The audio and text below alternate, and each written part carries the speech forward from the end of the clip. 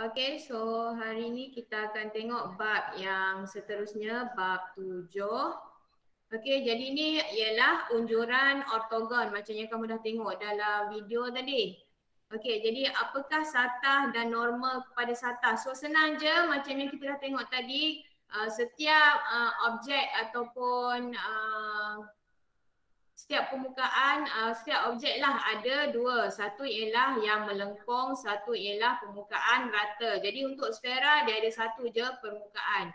Okay, kalau contoh yang ini, ni adalah permukaan yang condong. Dan yang ini adalah permukaan yang rata. Okay, satah mengufuk, satah mencancang dan satah condong. So boleh tengok dekat sini tadi. Okay, jadi ini permukaan melengkung dan permukaan rata. Saya rasa kamu tahu dah. Jadi kalau untuk permukaan rata, dia ada 3 jenis lah. Yang ini mengufuk, yang betul-betul duduk atas lantai. Kita panggil lah, kalau saya akan panggil tapak. Okay, jadi macam ABCD itu adalah satah mengufuk. Okay, kalau untuk satah mencancang pula yang ni. Okay, yang bersudut tegak dengan kita punya ni, satah mengufuk tadi.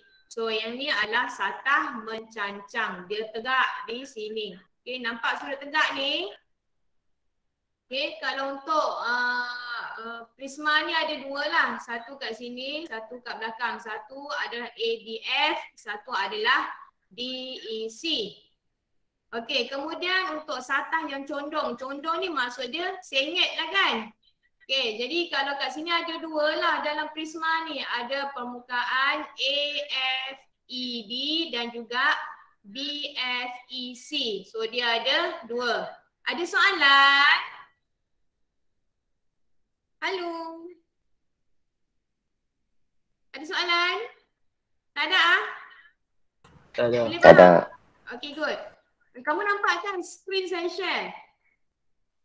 Nampak. Alright, so kalau kamu tengok kat sini, untuk bab ini kita akan melukis sebenarnya. Jadi tak banyak sangat pengiraan. Okay, tak banyak sangat pengiraan. Benda paling utama ialah melukis. Bab pengiraan akan ada di hujung-hujung nanti sahaja.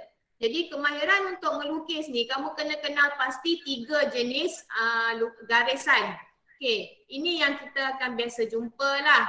So yang pertama ialah garisan normal. Okay, garisan normal kalau kita tengok dekat sini, garisan normal ni mesti bersudut tegak dengan tapak. Dia mesti bersudut tegak dengan tapak. Itu adalah garis normal. Okay, untuk prisma ni dia adalah normal kepada satah ABCD. Sebab apa? Sebab ABCD ni adalah tapak dia. Jadi dia mesti bersudut tegak dengan tapak. Benda bila saya ulang banyak kali tu maksudnya benda yang sangat penting dan yang benda yang pelajar selalu lupa. Nak tak nak itulah masalah dia. Okey, mesti ingat. So yang kedua ialah garis padu. Garis padu ni adalah untuk sisi yang kita nampak. Okey, sisi yang kita nampak. Contohnya, okey, buku ni contohnya. Sekarang ni buku ni sisi yang kamu nampak ialah yang ini. Kamu nampak tak buku ni? Kecil je saya tangguh. Tak nampak? Okey. Bayangkanlah kamu letak buku depan mata kamu. Okey, sisi yang kamu nampak adalah sisi yang depan sahaja kan? Betul tak? Betul tak? Betul. Sisi yang kamu nampak adalah sisi yang duduk depan kamu je. Okey, yang betul-betul depan kamu. Dan yang syarat kamu pegang dia betul-betul aras mata lah. Okey, itu untuk garis padu sisi yang nampak. Kalau kat sini ni garis A, B, C, garis CE, garis EF, garis FP, garis FA. Okey. So yang ketiga ialah garis sempang. Sempang. Saya panggil sempang lah. Tak tahulah sempang ke sempang. Sempang kot. Okey. Garis ni adalah garis putus-putus. Okey. So garis putus-putus ni adalah sisi yang terlindung. Macam buku tadilah. Kalau yang kita nampak kat depan tu yang belakang dia. Yang kita tak nampak. Tapi kita tahu dia ada. So, bila kamu tengok prisma ni, kamu boleh bayangkan dia dalam bentuk 3 dimensi. Sebab apa? Sebab adanya garis putus-putus ini. Okey, jangan tenung lama-lama sangat gambar rajah ni, nanti pening. Saya macam tu, kalau orang lain saya tak tahu. Ada soalan? Halo? Tak ada. Alright, good. Next, kita kena kenal apa itu unjuran ortogon. Ini pun pelajar selalu lupa. Okay, unjuran ortogon ialah imej yang terbentuk pada satah mencancang atau mengufuk dengan objek berserenjang dengan satah tersebut. Oh, peningnya. Kalau kita baca definisi memang pening. Tapi kalau kita tengok gambar rajah, kita boleh faham. So katalah kita ada objek kita adalah PQRS ni. Okay, objek kita adalah PQRS ni. Kalau kita unjurkan dia pada satah mencancang, unjurkan dia, okay. Jadi unjuran dia ialah yang ni. Okay, dia cuma bayangkan macam ni lah. Katalah kamu ada pegang satu lampu suluh. Okay, jadi depan objek tu dengan syarat kamu pegang lampu suluh tu bersudut tegak dengan objek. Okay, so bila kamu buh lampu suluh tu depan objek dan kamu letak skrin kat belakang ataupun kamu pancarkan ke dinding, bayang-bayang dia adalah dalam unjuran ortogon kepada objek tu. Faham tak? Kau faham ke tidak? Okey, contoh bayangkanlah kita letak lampu suluh kat depan ni dengan syarat lampu suluh tu mesti sudut tegak, jangan pegang menyengit. Okey, pegang betul-betul macam ni dengan objek. Okey, bukan pegang menyengit, mesti betul-betul dengan objek. Jadi bayang-bayang kat belakang tu dia mesti bersudut tegak dengan objek. Jadi apa yang kamu akan nampak pada skrin tu adalah bentuk segi 4. Nampak kan? Jadi A, B, C, D yang dalam skrin ni adalah imej kepada objek PQRS ataupun untuk bab ini kita panggil dia sebagai unjuran ortogon. Okey, jadi kalau kita dalam soalan kita baca perkataan unjuran ortogon tu, kita faham teruslah, boleh terbayang dah gambar rajah ni. Okey, jadi unjuran ortogon ada dua, satah mencancang dan satah mengufuk. Okey, kalau satah mencancang tadi kalau kata kita pancarkan dia ke dinding, satah mengufuk ni kita pancarkan dia ke lantai. Ni mencancang, flashlight duduk depan macam ni. Kalau mengufuk, flashlight duduk atas dia. Jadi apa yang kita boleh nampak di lantai itu adalah unjuran ortogon dalam satah mengufuk. Okey, bayangkanlah kita punya objek ni E, F, G, H, kita flashlight letak kat atas, lampu suluh letak kat atas dengan syarat sudut tegak betul-betul lah, pegang macam ni. Okey, pegang macam ni, bukan menyengit. Jadi bila dia bersudut tegak dengan lantai, okey, bayangan. Jadi apa yang terunjur di lantai ini adalah unjuran ortogon dia ataupun imej dia ataupun bayang-bayang kalau kita bayangkan dia sebagai lampu suluh di atas. Jadi benda ni lah kita panggil RSTU ni adalah unjuran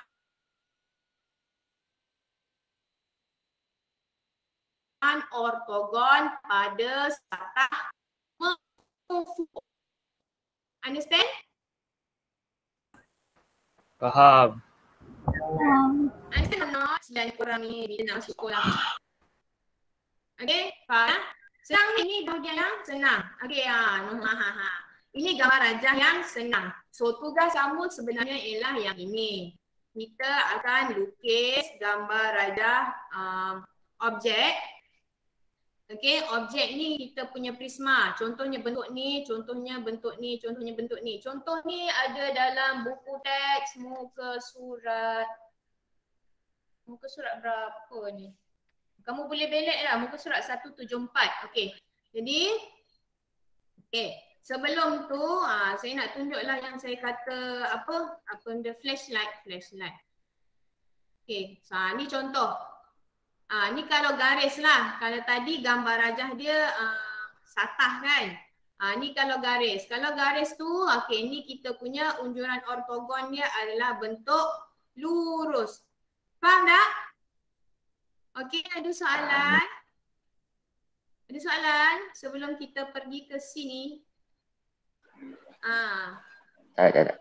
Tak ada. Alright, so kita tengok yang ini dulu. Jadi kalau kita tengok yang ini, okay, dalam rajah 3 ni, rajah 3 yang ini, yang atas ni. Kita dah tengok tadi kan?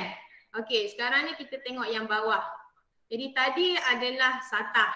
Sekarang ni kita tengok objek ataupun kalau bahasa Inggeris dia solids. Objek pepejal. Pepejal bentuk 3 dimensi. So bayangkanlah kita letak lampu suluh flashlight atas ni, dia bersudut tegak. Jadi apa yang kita akan nampak ialah yang ini. Okay, dalam video tadi pun dia ada tunjuk dia pakai geometer sketchpad kan. Kamu nampak tak tadi dia buat macam mana? Nampak tak? Senang je dikatakan. Kalau daripada atas ni maksudnya tapak. So tapak dia bentuk apa? PQRS. PQRS bentuk apa? Bentuk segi 4 tepat. Okey, tu satah mengufuk di atas lantai. Mencancang ialah kita pancarkan ke dinding. Okey, ini contoh dia. Kita pancarkan ke dinding. Any question? Any question? No. Tak ada? Alright, kita tengok contoh 3. Setiap rajah berikut menunjukkan unjuran satu objek. Okay, so A, ortogon atau tidak? Orthogonal projection or not? Satah ortogon, unjuran ortogon atau tidak? Yes or no?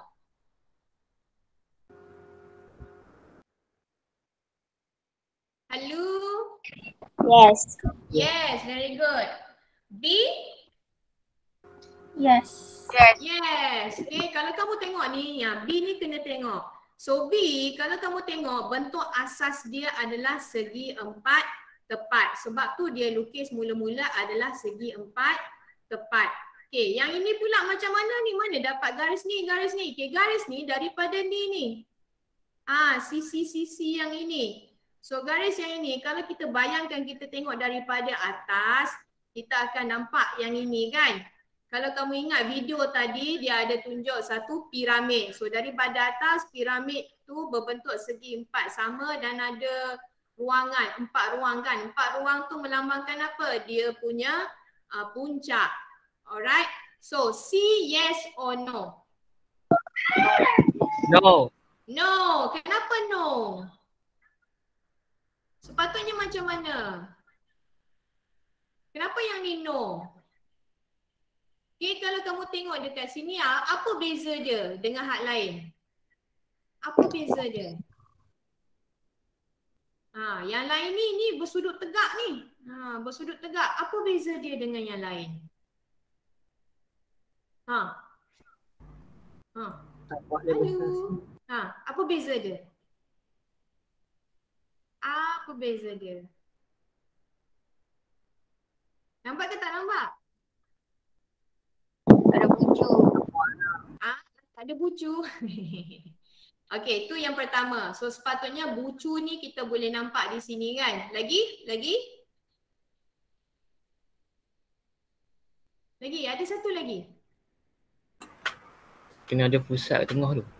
Kena ada pusat, yes betul. Kena ada pusat kat tengah ni kan. Sepatutnya ada macam ni kan, tengah-tengah kan. Dia tak keluar lah pula. Tak apa. Tapi sepatutnya ada macam ni kan. Okay, tu satu. Lagi. One more. Tapak dia pula. Okay. Not responding lah pula. Biasalah laptop ni, laptop lama. Okay, so kalau kamu tengok ini dia bersudut tegak. So sepatutnya dia mesti sudut tegak dekat sini. Kan? Sudut tegak dekat sini kan? Jadi bila dia sudut tegak kat sini, tapak ataupun dia punya onjeran ortogon ni mesti sama besar dengan tapak. Yang ni dah terlebih besar. Betul tak? Jadi dia tak cukup dua benda. Benda yang pertama ialah dia tak lukis puncak ni, dia sepatutnya dilukis sebagai titik. Yang kedua, sepatutnya saiz unjuran ortogon dia ni sama besar dengan saiz tapak. Alright? No? Yes? Okay, kerana, okay, ataupun ayat dia kerana, hilang lagi. Kerana garis yang diunjurkan dari objek kepada satah bukan normal. Apa maksud bukan normal? Kalau kita tengok kat sini sudut dia bukan 90 darjah. Sepatutnya dia ke bawah sini terus 90 darjah. Jadi tapak dia sama besar dengan unjuran ortogon dia. Okay, now kita tengok. Kita tengok kat sini je lah. Jadi untuk A, okay. Yes or no? Unjuran ortogon atau tidak? Yes. Yes. Kenapa yes? Sebab kalau kita pandang daripada hadapan suatu bentuk sfera, alamak. Okay. Tapi kamu nampak ke kalau saya tunjuk ni? Kamu nampak skrin saya je ke kamu nampak saya juga? Nampak dua-dua. Okay, nampak dua-dua, good. So, ini adalah satu benda yang berbentuk berbentuk silinder kan? So, kalau kamu nampak daripada depan pun, okay, mata kamu betul-betul sama aras dengan silinder ni, kamu tahu bahawa bentuk dia adalah daripada depan segi 4 tepat. Macam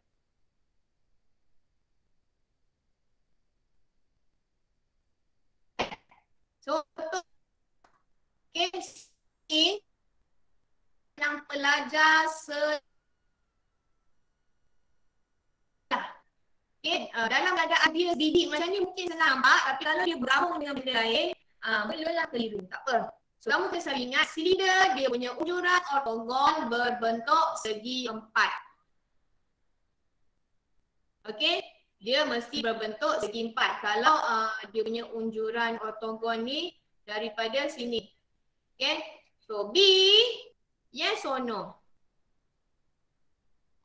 Yes. Yes. Yes, ini senang je. Yang pertama dia semua bersudut tegak dengan satah. Okay, yang kedua bentuk dia senang je, tapak dia sama. Okay, ni simple. C.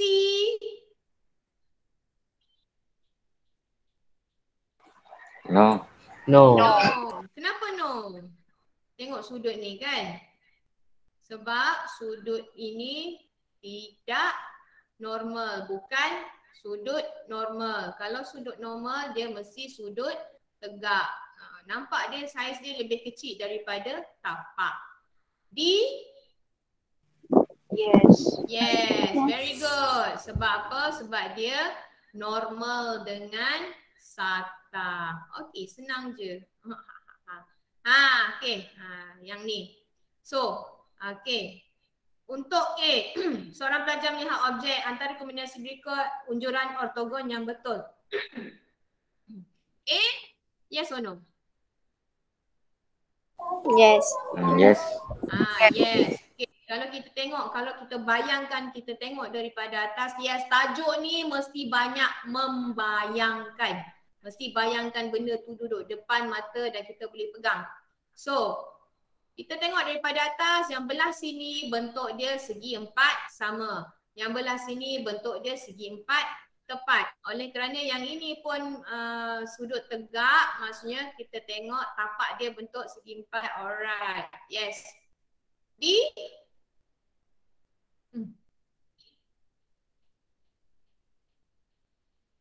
Yes or no? No. No. Kenapa? Apa yang membuatkan kamu kata no? Apa beza dia? Yang ini dengan yang ini? Bulat. Dekat dalam dia bulat. Tiba-tiba unjuran ortogon segi 4. So, sah-sah lah. No. Okey, inilah bahagian yang utama melukis. Melukis. Kamu boleh tengok muka surat 174. So, kita buat sama-sama lah. Boleh? Boleh tak? Okey, untuk melukis saya sekejap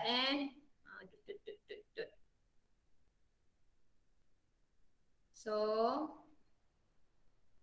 saya selalu guna kertas A4. Okey, kertas A4 ni pun saya selalu letakkan kertas graf dekat belakang. Sebab apa saya letak kertas graf? Sebab saya malas. Tak. Sebab saya nak pastikan garis yang saya lukis itu bersudut tegak. Jadi kalau kamu ada kertas graf, bagus. Kalau tak ada kertas graf, tak apalah. Pakai mana yang ada. Ataupun kamu boleh letak di belakang tu buku latihan kamu. Sebab petak-petak kan. So saya selalunya saya sama ada saya akan letak kepit ni. Kamu nampak tak? Tak nampak? Oh tak nampak. Okey, kepit ni ataupun saya stapler. Okey. So yang ni kertas A4 kat depan, kertas graf dekat belakang. So ready untuk melukis.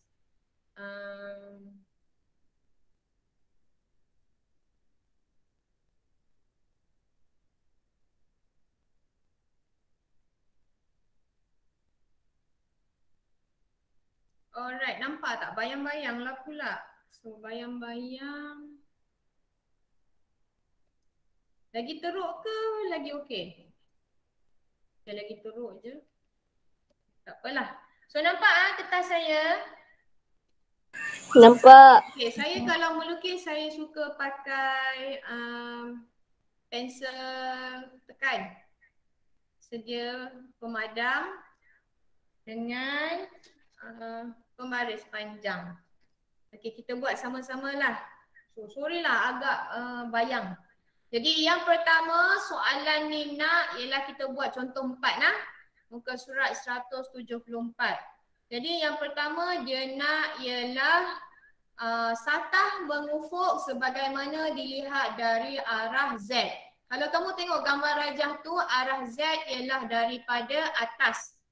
Okey, jadi daripada atas jadi paling senang kita tengok tapak dia. Tapak dia apa dia? Okey, kamu tengok buku teks kamu sendiri Tapak dia ialah apa nama satah tapak dia? Tapak dia apa? Segi 4. Tapak dia. Nama satah tu A, B, C, D. Yes or no? Ya ke tidak? Tengok buku teks kamu muka surat 174. Satah A, B, C, D. Betul ke tidak itu tapak dia? Ada orang ke tak ada orang ni? Betul. Betul. Jangan biarkan saya bersendirian. Thank you Aimuni. Okey, jadi sekarang ni bila kita tengok daripada atas ataupun unjuran satah mengufuk, kita rujukan utama kita ialah pada tapak prisma. Sorry. Jadi tapak prisma kita ialah A, B, C, D. So mula-mula sekali kalau saya pakai kertas graf, tapi ni pun tak berapa jelas sebab ada lampu ni, tak apa kita cuba.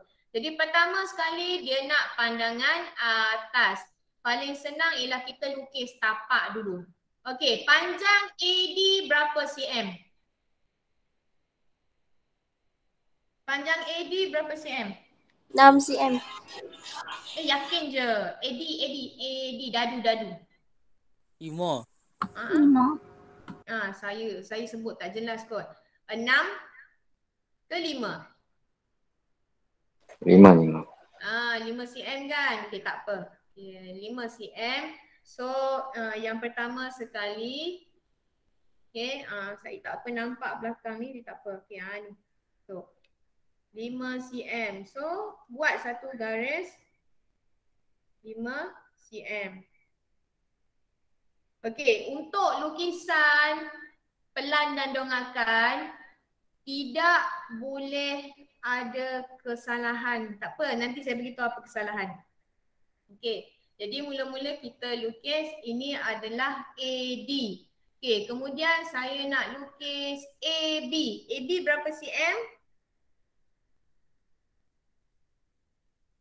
AB berapa cm? Macam nyengit dah ni. 6. Alright, so AB 6 cm. Pastikan tepat no. Saya rasa saya tak berapa betul dah ni. Tak apa, kamu buat bagi betul. 6. Kemudian BC.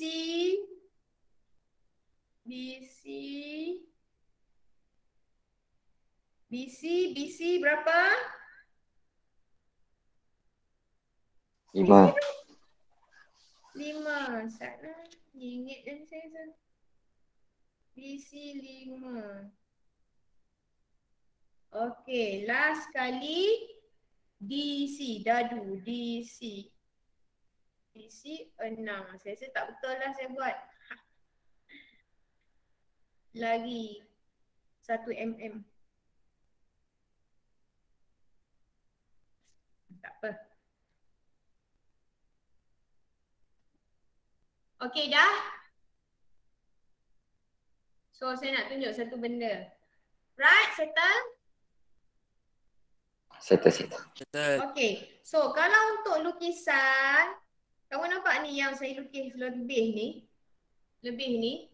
Kalau ada yang macam ni, tolak 1 markah. So jangan ada lebih. Okey, itu yang pertama. Yang kedua, kalau padam mesti habis. Okey, yang pertama. Yang kedua, kalau garis tu tak bersambung pun tolak 1 markah. Okey, tak apalah. Now, kita dah buat tapak. Kita tak buat lagi unjuran ortogon dia. Jadi, hilang lagi. Okey, now, jadi untuk yang seterusnya kita tengok pula. Tadi kita tengok tapak, sekarang kita tengok yang atas. Okey, yang atas adalah garis FE, lepas tu garis GH, lepas tu garis LI, lepas tu garis KJ. Nampak? Okey, untuk garis itu FE panjang dia berapa? 5. 5. So perlu lukis tak FE tu sebenarnya? Perlu lukis ke tidak?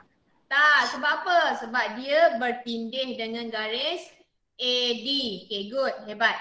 So garis GH perlu lukis ke tidak?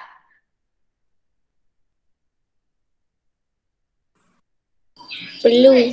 Yes, perlu sebab kita nampak daripada atas. Berapa cm jarak E dengan H? 3 kan? Okay, so 3. Okay, macam ni pembaris ni senang. 3, so tanda. Kat bawah ni pun tanda. Okay, kat bawah ni tanda. So, sambung. Okay. Next. HI dia bagi tak? Panjang HI dia bagi tak? Tak. Tak. Lepas tu macam mana? Lepas tu macam mana nak lukis? Macam mana nak lukis HI ni?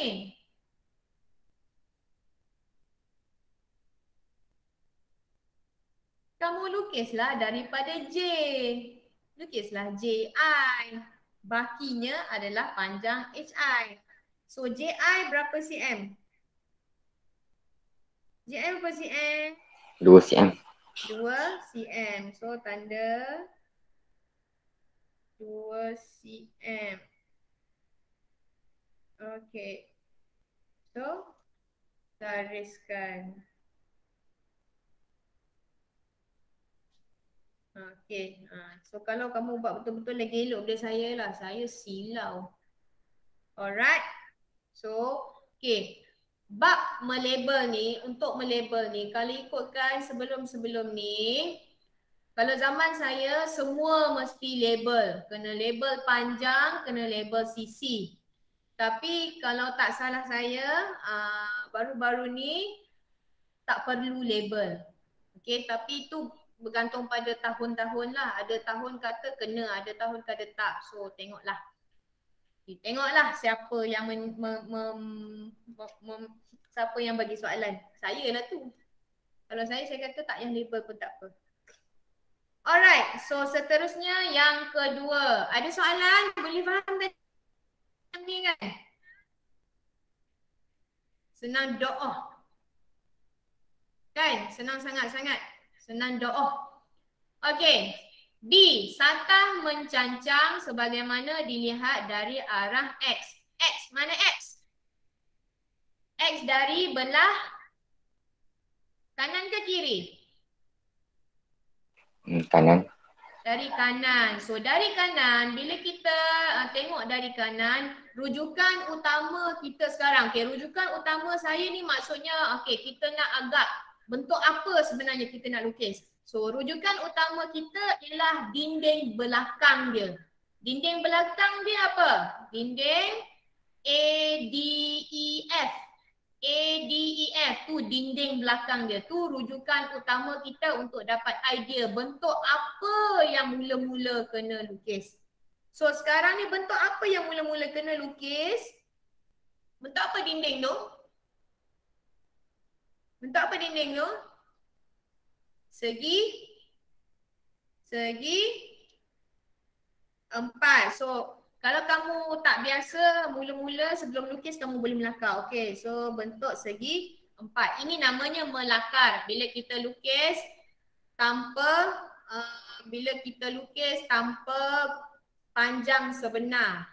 Okey. So ini melakar. Jadi bentuk belakang dia, dinding dia adalah ADEF.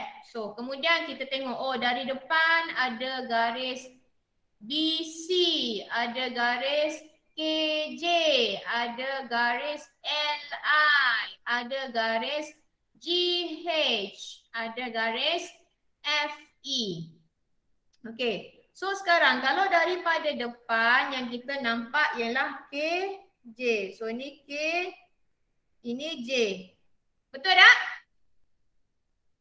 Betul. Alright, so kemudian garis LI. Garis LI itu kena lukis ke tidak? Tak perlu. LI kena lukis ke tidak?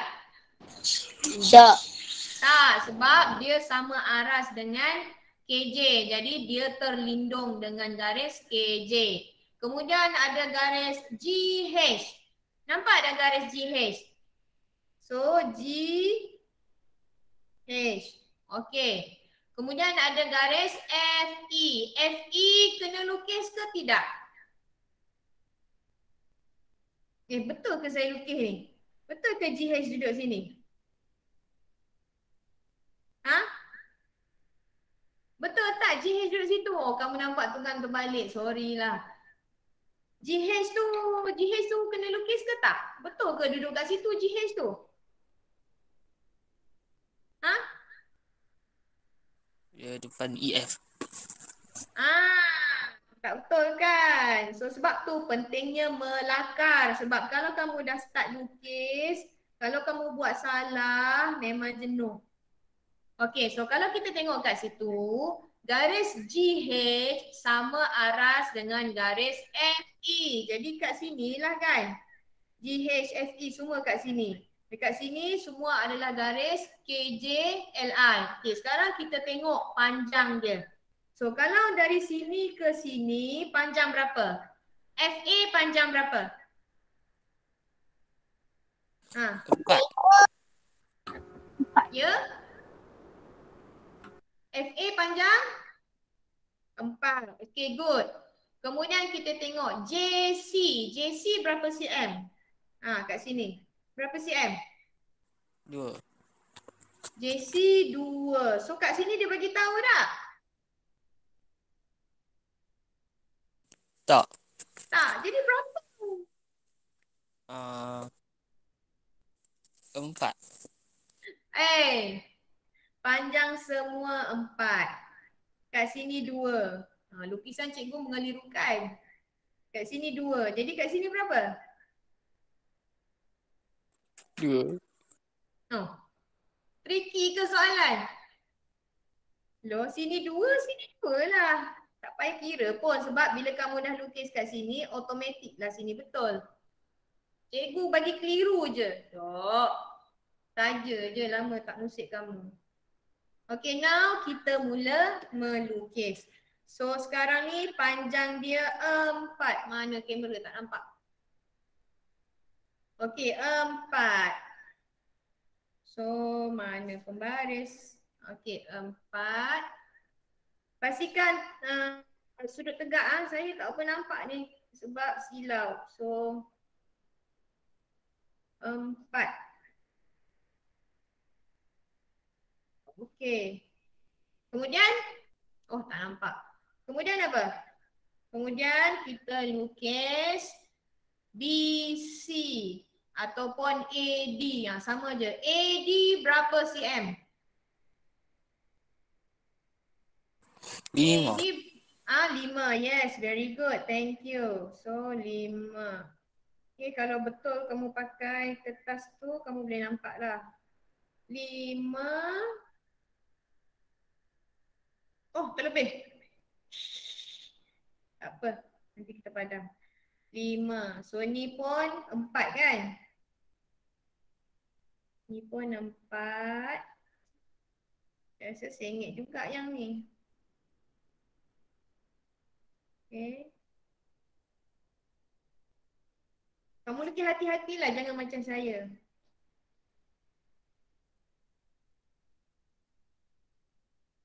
Kalau nak senang, cari pemadam yang jenis tekan tu. Okay, so kalau kamu boleh nampak dekat sini ni, okay, garis ni pastikan betul-betul bertemu. Okay, jangan garis yang nampak tak bertemu. Ni tolak 1 markah. Okay, alright. Alright, settle yang ini. Senang ni kan? Then what? Lepas tu apa benda tadi lagi? Garis KJ. KJ berapa cm dari tapak? Berapa cm dari tapak? Halo 5. pakcik-pakcik? 2. 2. Alright. 2 cm. 2 cm. Okay, tanda. Okay. Kalau nak senang, tanda 2 titik. So, sambung je. Okay. So, kalau ikut saya, tak payah label lah. Yang penting bentuk tu betul. Okay, tapi kalau kamu nak, nanti saya tunjuklah dekat buku teks. Tak apa, kita lukis dulu. Alright, yang ketiga, C. Satah mencancang sebagaimana dilihat dari arah Y. Arah Y tu dari arah depan. Okay, jadi dinding, rujukan kita ialah dinding. Okay, sama ada kamu nak ambil yang dinding belakang tu, dinding belakang adalah EHIJCD. Tu bentuk dinding yang itu. Itu bentuk asas yang kita nak lukis sekarang. Okay, so macam tadi juga sebelum lukis betul-betul kita lakar dulu. Jadi kalau kita tengok bentuk dinding tu, bentuk dia macam ni. Betul tak? Okay, bentuk dia macam ni. So kita melakar dulu. Saya cadangkan kamu melakar dulu supaya kamu tak buat salah. Jadi bila lukis kamu boleh concentrate dengan membuat ukuran yang betul dan membuat sudut tepat. Okay, sudut yang tepat. Okay, so kita punya dinding bentuk macam ni. Jadi kamu nak ambil ini A, B, K. Alright. Kamu nak ambil dia bentuk A, B, K, L, G, F. Pun boleh. So sekarang AB panjang berapa? AB panjang berapa? 6. 6, good. BK panjang berapa? 2. 2, good. KL panjang berapa? 2 juga. 2 juga, good. Ini tahu tak? Ini tahu tak? Tak tahu. Perlu tahu tak? Perlu. No, tak perlu. Kalau kamu lukis ini betul, sambung je. FG berapa? 3. 3, good. Last kali, A apa ni? AF. AF? 4. Yes, good. Now semua ukuran dah ada. Kemudian kita tengok, ada tak garis yang terselindung? Tak ada. Kalau ada garis yang terselindung, adakah dia bertindih dengan tidak dengan yang kita nak lukis ni? Ada ke tak ada? Tak ada. Tak ada. Jadi tak ada dah garis lain bentuk kita nak lukis ni je. So bila dah confirm, okay baru start melukis.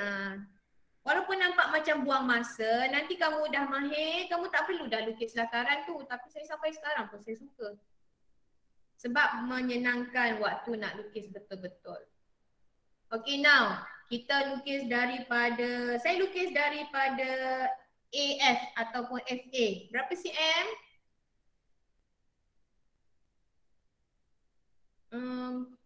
Betul tak? Tak nampak. Okay, berapa cm? 4 sentimeter. Okay. Kemudian AB. Okay, AB berapa cm? 6 sentimeter.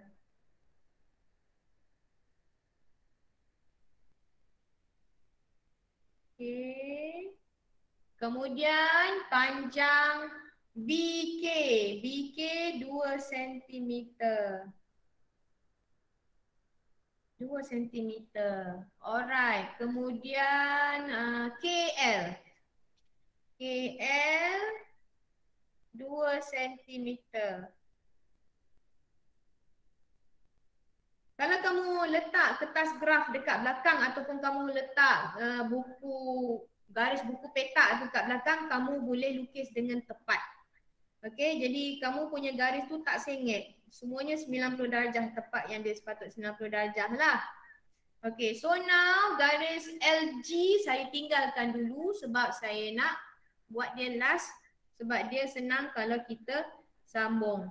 Okay, kemudian garis FG dulu. FG pun 3 cm.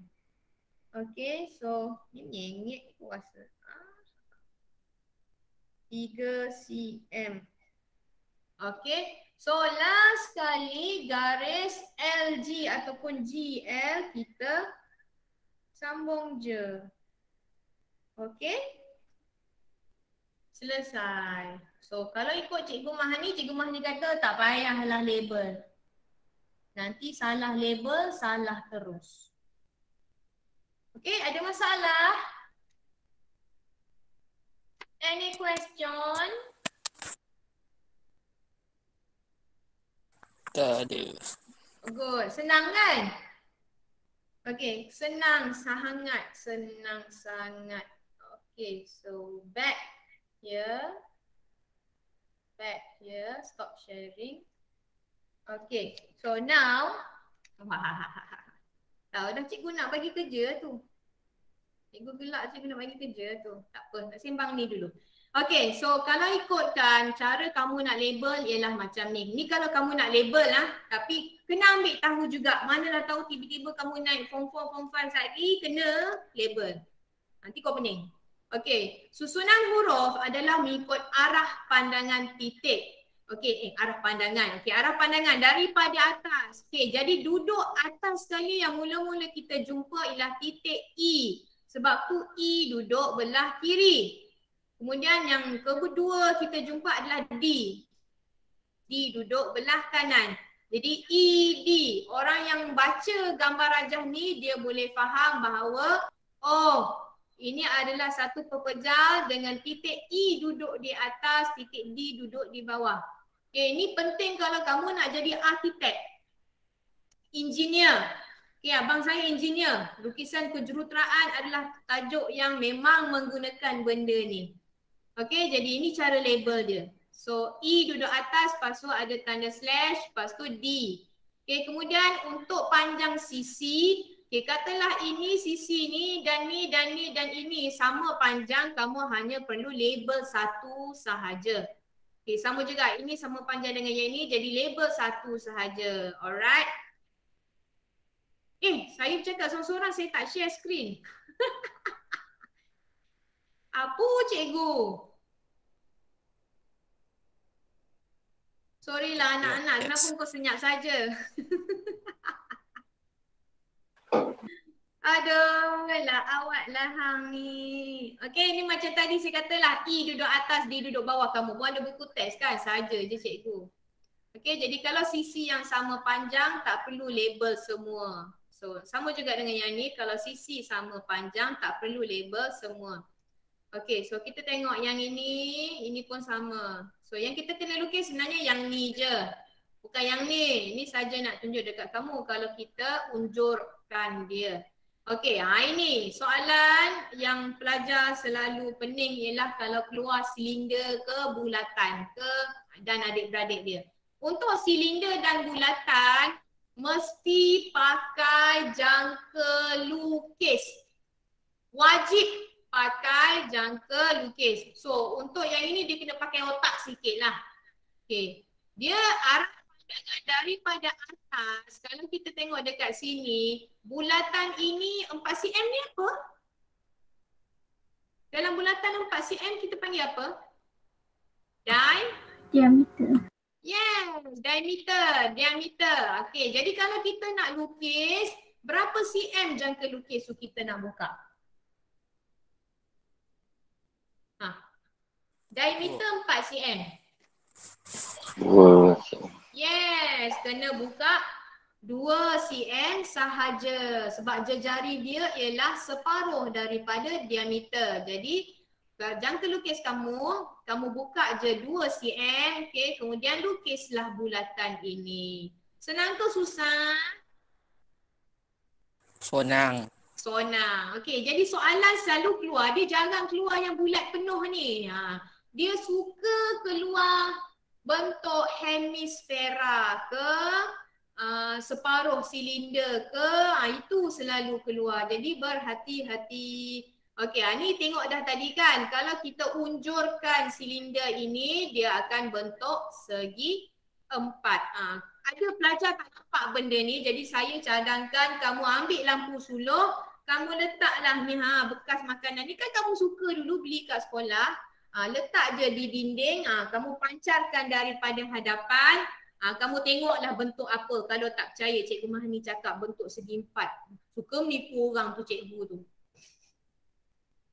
Okey, so itu sahaja saya rasa untuk lukis-melukis. Sekarang macam biasa, kamu kena buat apa?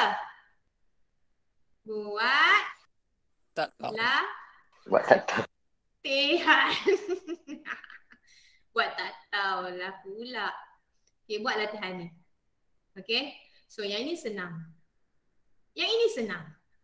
Jangan lupa puncak dia mesti ada 1 titik. Alright? Yang ini mungkin agak mencabar tapi saya rasa tidaklah mencabar sangat. Okay, kalau dulu soalan dia soalan kamu ada 3 bahagian kan, A, B dan C. Okey, contoh nombor 1 keluar A. A dia akan lukis, dia suruh lukis daripada atas. B dia suruh lukis dari depan. Soalan untuk C selalunya dia akan kata, katalah satu bongkah berbentuk sekian-sekian ditambah kepada pepejal ini. Lukiskan pelan. Okey, pelan adalah pandangan daripada atas. Contohlah, tapi tahap sekarang ni saya rasa tak ada dah kot. Itu selalu dulu soalan tingkatan 5 tu. Soalan favourite saya ni melukis ni. Tak payah fikir mengira. Okay, so kamu buat latihan 7.1B. Ada apa-apa nak tanya? Ada apa-apa nak? Pandai semua kan? Pandai dah? Okay, tunggu Satna. Jangan babai lagi. So saya nak tengok siapa yang ada.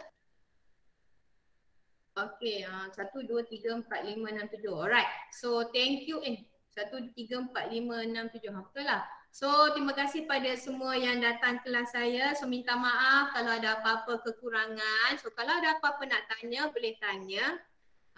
Saya akan letak recording ni juga untuk mereka yang tak ada sekarang. So siapa yang ada ni, terima kasih banyak. Semoga Allah merahmati ilmu yang korang dapat. Moga dapat ilmu lah.